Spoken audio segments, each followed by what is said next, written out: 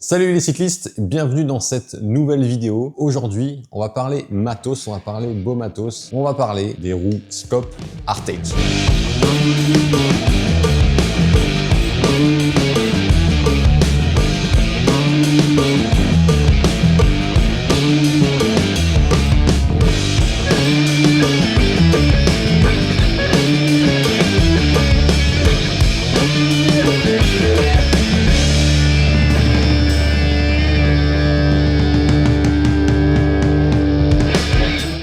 Les Artec, quand elles sont sorties l'année dernière, elles ont été vachement intrigantes et elles ont mis du temps un petit peu à venir aussi. Et en même temps, les technologies que Scope a apportées dans le monde de la roue, du vélo en général, ont un peu changé la donne. Alors on va décomposer cette vidéo en deux parties majeures. Déjà, on va parler des technologies que Scope a développées sur ses roues. Qu'est-ce qu'il y a de si nouveau, de si révolutionnaire? Et puis ensuite, on parlera brièvement de mon ressenti sur le peu de temps que j'ai pu rouler avec ces roues, mais suffisamment déjà pour me faire une idée. Ok, avant de commencer, un petit détail, le prix de ces roues. Parce que plutôt que de l'annoncer à la fin de la vidéo et que ce soit la douche froide, on va en parler tout de suite, comme ça permettra peut-être de se rendre compte en expliquant comment elles sont faites, pourquoi elles sont à ces tarifs-là. La paire de Scope Artec, que ce soit les Artec 2, 4, 6, sont vendus 3 998 € la paire. Bon, maintenant que ça c'est fait, on va parler concrètement. Alors au niveau des technologies, il y en a 7 que Scope a inclus dessus, et une notamment qui revient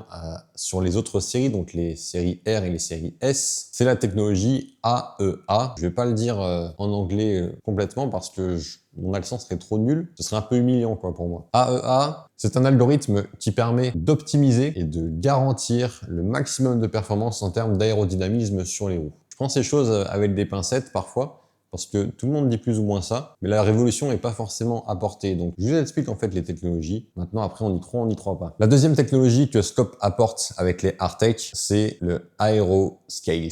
Scope, eux, ils mettent des écailles sur les roues. Apparemment, cette technologie permettrait de faire varier le flux d'air le long de la jante en fonction de la vitesse à laquelle on roule. Ça permettrait de réduire la traînée aérodynamique et de stabiliser le flux d'air sur la roue. La troisième technologie, c'est le lightweight design. Qu'est-ce qu'ils ont fait? Tout simplement, ils ont réduit le nombre de couches de carbone tout en assurant une rigidité optimale, ce qui fait que ça réduit considérablement le poids et ça permet de garder toujours les mêmes capacités dynamiques. Une autre technologie qu'on retrouve sur les autres roues Scope, c'est leur compatibilité avec les pneus tubeless. Elles sont natives tubeless, donc fond de jante et valves sont équipés lorsqu'on les reçoit. Ça, on en reparlera un petit peu plus tard. Mais ce qui est intéressant par rapport à leur conception tubeless, c'est le fait que par leur forme, les pneus sont relativement faciles à monter et on s'en rend compte assez aisément à l'atelier parce que ça nous arrive assez régulièrement d'avoir des roues Scope neuves ou des Scope à entretenir. Quand je dis entretenir, c'est-à-dire changer les pneus. Et c'est vrai que c'est des roues qui sont vraiment très faciles en termes de montage de pneus. Et il y en a qui ne le sont pas forcément, mais je citerai pas de marque. Alors là, on arrive dans une technologie qui est vraiment impressionnante. Je dirais, on a fait des progrès, mais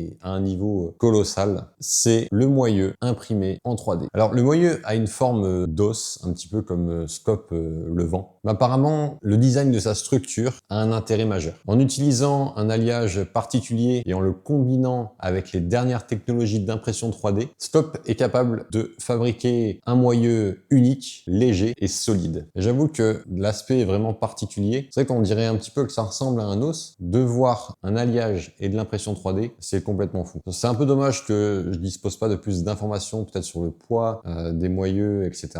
Quoi qu'il en soit, le poids, on va y revenir après. Vous allez voir que c'est quand même assez impressionnant. Chez Scope, depuis la sortie de la série R, on connaissait les cordes roues libres Diamond Ratchet.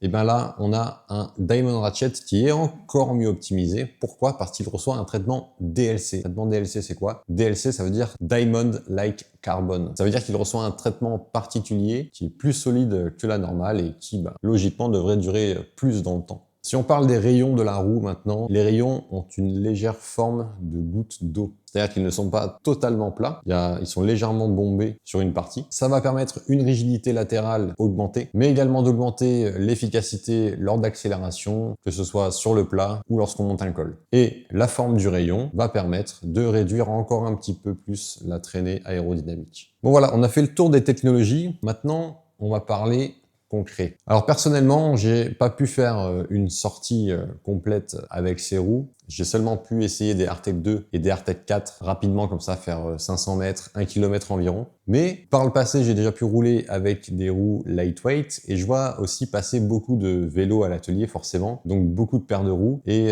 ça me permet de me faire des petits points de comparaison entre chaque. Là où je vais beaucoup comparer les Artec, c'est avec les roues lightweight. Si je parle des Artec 2, parce que finalement c'est celle que je connais le mieux, c'est celle que j'ai le plus roulé entre les 2 et les 4, déjà, en revenant sur le comportement d'une roue lightweight, c'est quoi l'avantage, outre le poids vraiment réduit? C'est le fait que quand on se met en danseuse en montant un col, même si on n'a pas envie d'accélérer, eh ben, le vélo, il accélère. Pour vous dire, on retrouve le même comportement sur les roues stop.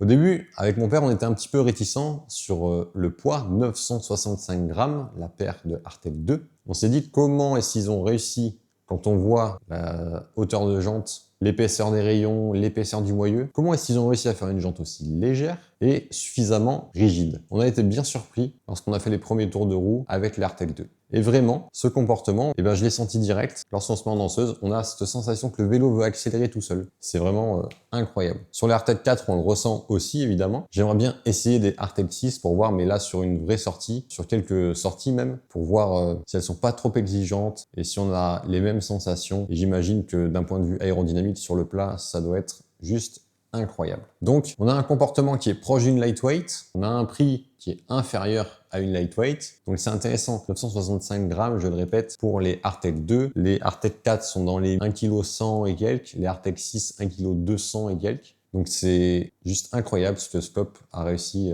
à proposer avec ses roues. Pour continuer un peu dans ce qui est proposé dans le package, je vais vous montrer ce qui est livré avec les roues. Donc les roues arrivent dans des cartons comme ceci, il y a un carton comme ça par roue. Dans les cartons, on va retrouver les roues, chacune dans sa housse, qui est rembourrée, badgée Skop, Artec, avec un design vraiment très sobre et en fonction de la lumière, on le voit plus ou moins. On va également avoir la trousse de toilette Skop Artec. Pareil, elle est vachement stylée. Ou à l'intérieur, on va retrouver divers accessoires. On va avoir tout d'abord un outil. On va avoir le guide d'installation qui reprend quelques informations comme notamment toutes les technologies que Skop a mis sur ses roues avec des dessins un peu stylés, genre du moyeu arrière. On va avoir la carte de garantie avec les numéros de série des roues. Petite précision, 4 000 € la paire. Elles sont garanties à vie. Ouais, c'est vraiment bien que Skop l'ait intégré dans leur proposition. On va avoir une petite pochette surprise avec à l'intérieur tout simplement le certificat d'authenticité avec le numéro de série des roues qui est écrit derrière. On va avoir un nettoyant pour les roues biodégradable, badgé aussi Skop